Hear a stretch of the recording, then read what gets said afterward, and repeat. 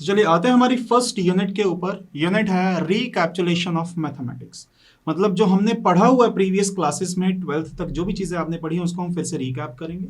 Basically यहाँ पर हम कैलकुलस को डिस्कस करने वाले हैं और कैलकुलस में भी मैं स्टार्टिंग कर रहा हूँ किससे, डिफरेंशिएशन से।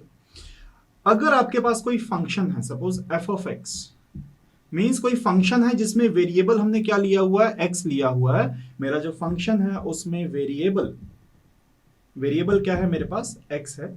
उसका ग्राफ कैसा भी हो सकता है, सपोज इस तरीके का कुछ उसका ग्राफ है और F of x x axis.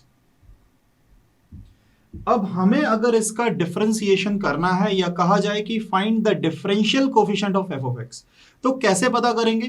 तो differential coefficient of f of x is equal to limit h tends to 0 f of x plus h minus f of x divided by h. ये मेरा किसी भी function का क्या हो जाएगा, differentiation हो जाएगा।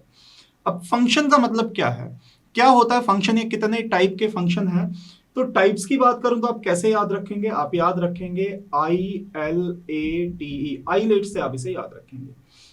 क्या मतलब है इसका, देखिए आई का मतलब हो जाएगा सबसे पहले inverse trigonometric function. Inverse trigonometric function का मतलब,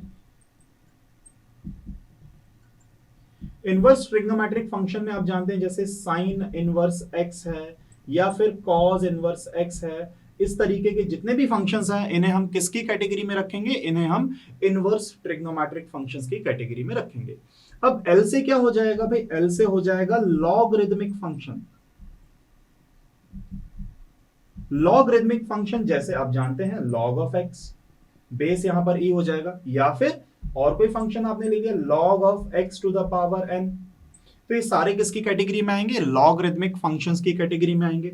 इसके बाद ए से क्या हो जाएगा, ए से मेरे पास हो जाएगा एलजेब्रिक फंक्शंस। एलजेब्रिक बहुत ही आसान सी बात है, एलजेब्रा बचपन से पढ़ते आ रहे हैं। कोई भी फंक्शन जो एक्स की पावर में, जैसे एग्जांपल के लिए एक्स स्क्वायर है, एक्स क्यूब है, या फिर 3x स्क्वायर है, या फिर कांस्टेंट, जितने भी कांस्टेंट होते हैं, कांस्टेंट का मतलब क्या हो गया, जैसे 2 है, 3 है, 7 है, या फिर x प्लस 3 मैंने लिख दिया, ये सारे के सारे किसकी कैटेगरी में आएंगे, ये सभी एल्जेब्रिक फंक्शन की कैटेगरी में आएंगे। मतलब कांस्टेंट प्लस x अगर वेरिएबल है, पावर उसकी कुछ भी हो सकती है, तो ये सभी एल्जेब्रिक फंक्शंस की कैटेगरी में हम रखेंगे। इनका डिफरेंशिएशन भी हम इसी फॉर्मूला से करना भी सीखेंगे। इसके बाद बारी आती है टी, टी फॉर हो जाएगा सबसे ज्यादा फेमस, बहुत ज्यादा useful, trigonometric functions. Trigonometric functions, total हमारे पास कितने ट्रिग्नोमेट्रिक रेशियोज होते हैं, 6 ट्रिग्नोमेट्रिक रेशियोज होते हैं। आप सभी इनसे परिचित हैं, साइन एक्स हो गया, कॉस एक्स हो गया, and so on up to last अगर आप लिखना चाहें तो कॉट एक्स हो गया, कोटेंजेंट एक्स भी इसे कहा जाता है। तो ये सभी किसकी कैटेगरी में आएंगे, ट्रिग्नोमेट्रिक फंक्शंस की कैटेगरी में आएंगे। और लास्ट है मेरे पास एक्सपोनेंशियल फंक्शन, तो ई फॉर हो गया एक्सपोनेंशियल। एक्सपोनेंशियल मतलब e to the power x, e मतलब होता है यूलर नंबर, और यूलर नंबर की जो वैल्यू होती है वो 2.71 के अप्रोक्स होती है, तो e to the power x है या फिर e to the power of sine x है। यहाँ पर एक्सपोनेंशियल फंक्शन तो है, पावर में ट्रिग्नोमेट्रिक फंक्शन आ गया। तो कैसे इनका डिफरेंशिएशन करना है, ये सारी की सारी चीजें इसी फॉर्मूला की हेल्प से मैं आपको सॉल्व करना सिखाऊंगा। तो हमारे फंक्शंस वो हैं जो हमारे सिलेबस में है, इसके अलावा और किसी भी फंक्शन का हमें डिफरेंशिएशन नहीं सीखना। हमारे सिलेबस के अकॉर्डिंग, इस फॉर्मूला के अकॉर्डिंग फंक्शंस का डिफरेंशिएशन कैसे करना है, तो चलिए सीखते हैं।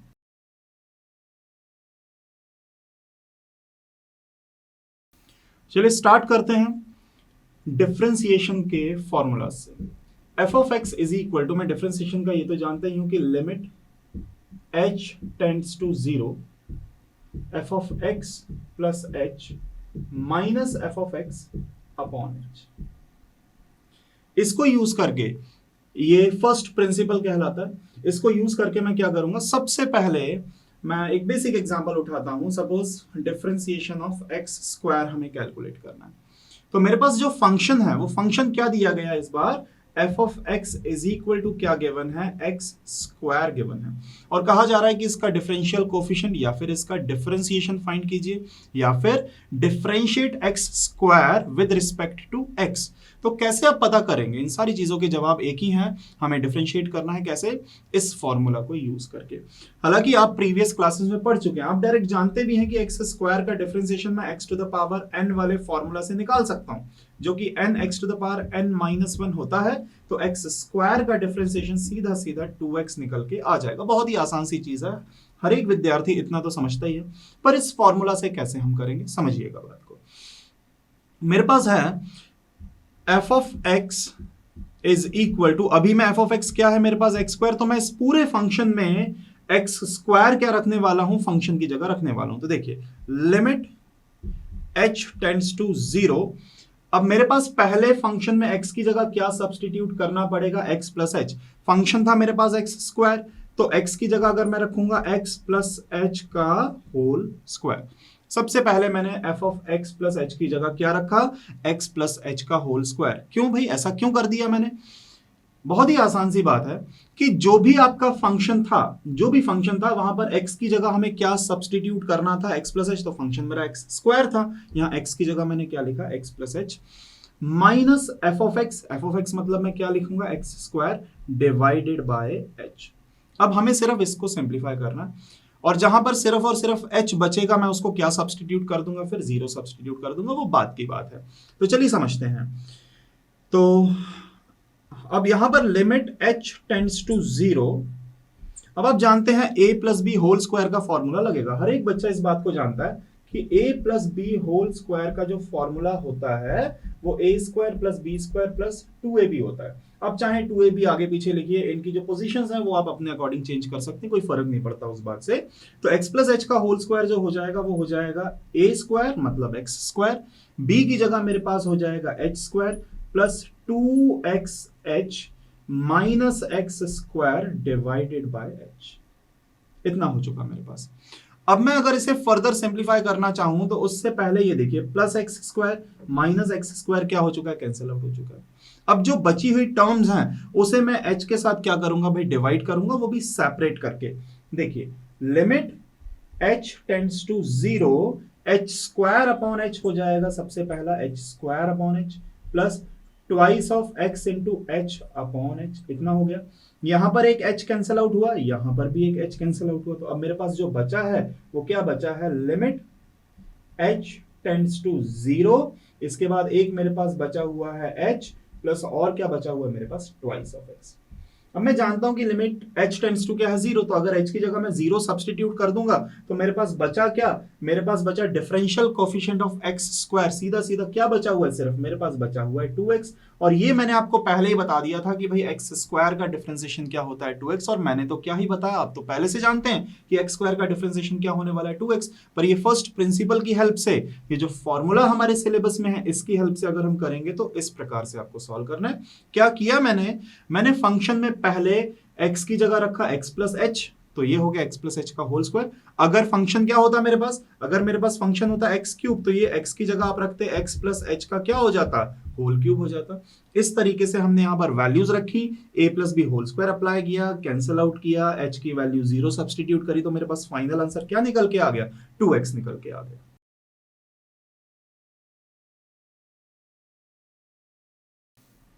चलिए बढ़ते हैं आगे, और मैं एक और एल्जेब्रिक फंक्शन अब उठा रहा हूं। मैंने एक एल्जेब्रिक फंक्शन ले लिया, f of x is equal to x cube. X cube एक और एल्जेब्रिक फंक्शन मैंने उठाया, इसका डिफरेंशिएशन हम कैसे करेंगे, फर्स्ट प्रिंसिपल की हेल्प से, मतलब limit h tends to 0, f of x plus h minus f of x divided by h। यही फॉर्मूला हम अप्लाई करने वाले हैं। अब देखिएगा, अभी थोड़ी देर पहले मैंने आपको बताया भी था कि जो फंक्शन x प्लस एच है, यहां पर फंक्शन में x की जगह हमें क्या सब्सटीट्यूट करना है, x प्लस एच सब्सटीट्यूट करना है। बेहद आसान है, देखिएगा क्या हो जाएगा, limit h tends to 0, x plus h की जगह मैं फंक्शन में रखूंगा, तो ये हो जाएगा x प्लस एच का होल क्यूब, उम्मीद करता हूं बच्चे समझ पा रहे होंगे इस बात को, माइनस f ऑफ x क्या हो जाएगा, सिर्फ और सिर्फ x क्यूब, क्योंकि फंक्शन तो वही है हमारा, डिवाइडेड बाय h। अब इतना करने के बाद आपको a प्लस बी का होल क्यूब का फॉर्मूला पता होना चाहिए। इसके मल्टीपल फॉर्मूलाज हैं, आपने पढ़ा भी होगा कि a प्लस बी का जो होल क्यूब होता है वो a cube plus b cube plus 3ab into a plus b होता है। ये फॉर्मूला है। अगर मैं पूरा ही एडिटिव में कन्वर्ट करूं, ये जो प्रोडक्ट हो रहा है अगर मैं इसको भी ना करूं, मतलब मैं 3ab को अगर अंदर मल्टीप्लाई कर दूं तो हो जाएगा a cube plus b cube plus 3a square b plus 3ab square. आप इस फॉर्मूला से भी परिचित होंगे सभी लोग कि ये a प्लस बी का होल क्यूब का फॉर्मूला, और यही हमें यहां पर अप्लाई करना है। पर डिफरेंस ये है कि a की जगह है x और b की जगह मेरे पास क्या है, h है। चलिए स्टार्ट करते हैं।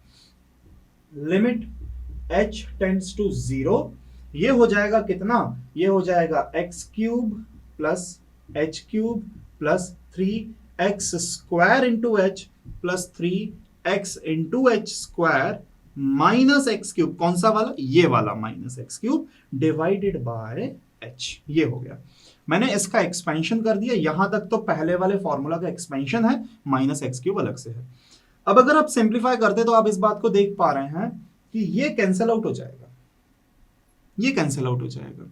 इसके बाद बाकी जितने भी टर्म्स बचे मैं उसे किससे डिवाइड कर दूंगा, h के साथ डिवाइड कर दूंगा। तो चलिए आते हैं अगले स्टेप के ऊपर। Limit h tends to 0, h cube divided by h plus 3x square h divided by h plus 3x h square divided by h। इतना हो गया, ये कैंसिल आउट हुआ, h से h कैंसिल आउट हुआ, यहां पर भी कैंसिल आउट हुआ। क्या हुआ मेरे पास result, limit h tends to 0, यहां पर बचा हुआ है h स्क्वायर प्लस ये बचा हुआ है 3x स्क्वायर और प्लस यहां पर क्या बचा है 3x इंटू h। अब आप जानते हैं कि लिमिट h टेंड्स टू क्या है, 0 है, मतलब h जहां जहां है मैं वहां पर क्या रखने वाला हूं, अब 0 रखने वाला हूं। तो पहले तो ये वाला टर्म 0 हो गया, मैं सीधा सीधा h की जगह जब 0 रखी दूंगा तो लिमिट आगे लिखने की जरूरत नहीं है, तो h की जगह 0 रखा तो ये हो गया 0 square plus 3x square plus 3x into 0। तो मेरे पास फाइनल आंसर ये भी 0 हो गया, ये भी 0 हो गया, क्योंकि 0 इंटू एनी कांस्टेंट और वेरिएबल क्या हो जाता है, 0 ही हो जाता है। तो फिलहाल मेरे पास क्या बचा है, 3x स्क्वायर बचा है, मतलब x क्यूब का डिफरेंशिएशन क्या हो गया, 3x स्क्वायर हो गया। यही हमारा फाइनल आंसर है।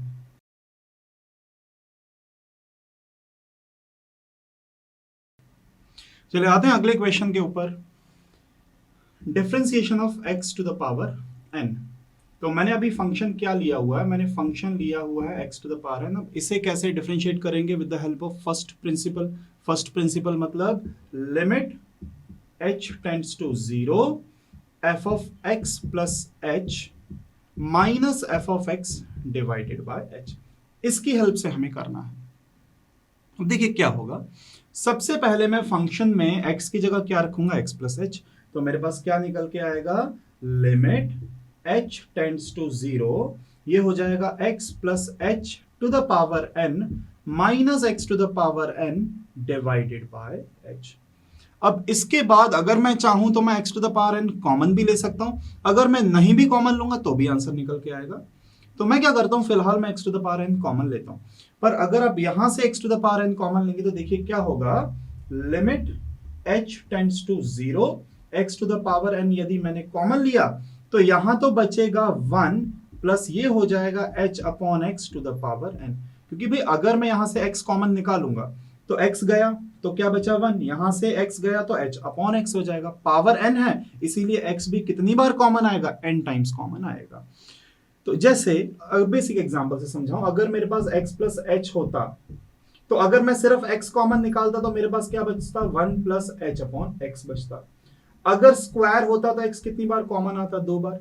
अगर क्यूब होता तो कितनी बार कॉमन आता, 3 बार। वैसे ही अगर पावर n है तो कितनी बार कॉमन आ जाएगा, n टाइम्स कॉमन आ जाएगा, minus x to the power n divided by h। अब इसके बाद ये जो 1 है plus h by x to the power n है, इसे कैसे सिंप्लीफाई किया जाए।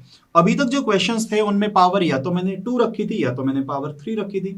तो 2 और 3 कोई बड़ी बात नहीं है, स्क्वायर और क्यूब के जो हम बाइनोमियल्स हैं बहुत आसानी से एक्सपैंड कर सकते हैं। पर यहां पर अगर पावर n है तो आपको क्या अप्लाई करना पड़ेगा, आपको बाइनोमियल थ्योरम अप्लाई करना पड़ेगा। क्या है बाइनोमियल थ्योरम, अगर आपके पास कोई फंक्शन है a plus b to the power n, तो इसका एक्सपेंशन होगा a to the power n plus इसके बाद हो जाएगा n into a to the power n minus one, b to the power 1 और अपॉन में हो जाएगा 1 फैक्टोरियल प्लस फिर क्या हो जाएगा n into n minus one upon 2 factorial.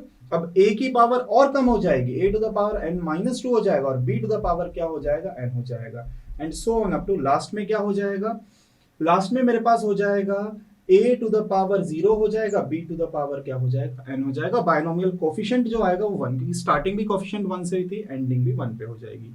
अब आप कहेंगे सर ऐसा तो हमने नहीं पढ़ा है बायनोमियल, आपने कैसा पढ़ा होगा, आपने पढ़ा होगा nc0 a to the power n b to the power 0 plus nc1 a to the power n minus 1 b to the power 1 plus so on up to ncn a to the power 0 and b to the power n। एक ही चीज है, मैंने nc0 की value रख दी और मैंने ncn की भी क्या रख दी, वैल्यू रख दी है, और बाकी कुछ नहीं है। अगर आप nc1 को सिंप्लीफाई करेंगे तो सिर्फ n होगा, nc2 को सिंप्लीफाई करेंगे तो n इंटू एन माइनस 1/2 होगा। तो बस इसी तरीके से हमने क्या कर दिया, इसको एक्सपैंड कर दिया, क्योंकि मैं यहाँ पर बायनोमियल कोफिशिएंट्स नहीं लिखूंगा, मैं इस बायनोमियल थ्योरम की जगह ये वाला फॉर्मूला पुट करूंगा। तो देखिए क्या होता है, limit h tends to 0 x to the power n तो मेरे पास रहेगा ही। अब मैंने एक्सपैंड करना शुरू किया, सबसे पहले हो गया 1 प्लस अगला टर्म हो जाएगा मेरे पास n into h upon x, क्योंकि फर्स्ट वाले टर्म में सिर्फ a की पावर n है, a की जगह मेरे पास क्या है 1 की पावर n, तो भाई 1 ही होगा, तो उसको तो मैंने 1 लिखा। देन इसके बाद हो जाएगा मेरे पास सेकेंड टर्म हो जाएगा n into n minus 1 divided by 2 factorial और साथ में h square upon x square हो गया and so on up to -1। अब आप कहोगे सर -1 कहां से आया, -1 बेटा अगर आपने x की पावर सॉरी अगर आपने x की पावर n को कॉमन निकाला है तो पूरे में से ही x की पावर n को कॉमन लोगे तो ये तो एज इट इज, यहां से x की पावर n को कॉमन लोगे तो क्या बचेगा, -1 बचेगा डिवाइडेड बाय h। मैंने लास्ट वाला टर्म यहां पर लिखा नहीं है, ये जो लास्ट वाला टर्म होगा उसको लिखने की आपको जरूरत भी नहीं है, क्योंकि ये -1 और +1 हुआ कैंसिल आउट, -1 +1 क्या हो गया, कैंसिल आउट। अब मेरे पास क्या बचा हुआ है देखिएगा, अब अगर मैं पूरे के पूरे टर्म को h के साथ डिवाइड करूंगा तो मेरे पास जो फर्स्ट टर्म है वो तो x की पावर n तो बाहर है ही, मेरे पास यहां बचेगा n और अपॉन में क्या हो जाएगा x प्लस, क्योंकि h से डिवाइड करने पे h से h कटेगा, दूसरा टर्म हो जाएगा n into n minus 1 upon 2 factorial, ये हो जाएगा h अपॉन x स्क्वायर। क्यों, क्योंकि h की पावर h से कैंसिल आउट होने के बाद स्क्वायर की जगह पावर 1 बचेगी and so on up to जहां तक भी सीरीज जारी है, एन टर्म्स तक सीरीज जारी है। पर इसके आगे क्या लिखना जरूरी है, इसके आगे लिमिट h टेंड्स टू 0 लिखना जरूरी है। अब जैसे ही मैं h की जगह 0 पुट करूंगा तो यहां भी 0, इसके बाद के सारे टर्म्स में h की जगह 0 पुट करने पे ये पूरा का पूरा टर्म क्या हो जाएगा 0। तो मेरे पास जो बचा है वो सिर्फ इतना बचा है, limit h tends to 0 x की power n into n divided by x बचा है। अब आप जानते हैं कि अच्छा h की जगह जब मैंने 0 पुट कर ही दिया है तो मेरे को ये लिखने की जरूरत नहीं पड़ेगी, क्योंकि मैं लिमिट को सब्स्टिट्यूट यहां पर कर चुका हूं, तो ये लिखने की जरूरत नहीं है। अब n तो मेरे पास है ही, x की पावर n भी है मेरे पास, पर जो डिनोमिनेटर में x की पावर 1 है वो न्यूमरेटर में जाएगी तो क्या हो जाएगी, माइनस हो जाएगी। तो यही मेरे पास फॉर्मूला हो गया कि डिफरेंशिएशन, जिसे आप d बाई dx लिखते हैं, x की पावर n का क्या हो गया, n x to the power n minus 1 हो गया। बहुत ही ज्यादा इंपॉर्टेंट फॉर्मूला है। इसी फॉर्मूला के हेल्प से जितने भी अलजेब्रिक फंक्शंस हैं, चाहे वो स्क्वायर हो, चाहे क्यूब हो, पावर 5 6 कितनी भी हो, आप इस फॉर्मूला की हेल्प से डायरेक्टली कर सकते हैं। तो फर्स्ट प्रिंसिपल की हेल्प से हमने क्या कैलकुलेट किया, x to the power n का डिफरेंशिएशन कैलकुलेट किया। बस क्या याद रखना है कि ये जो बायनोमियल थ्योरम है वो किस तरीके से अप्लाई हो रहा है। h कैंसिल आउट होने के बाद 1 तो देखिए पहले ही कैंसिल आउट हो चुका है, क्योंकि लास्ट वाली टर्म में भी हमने जब x की पावर n कॉमन लिया था तो यहाँ 1 बचा था।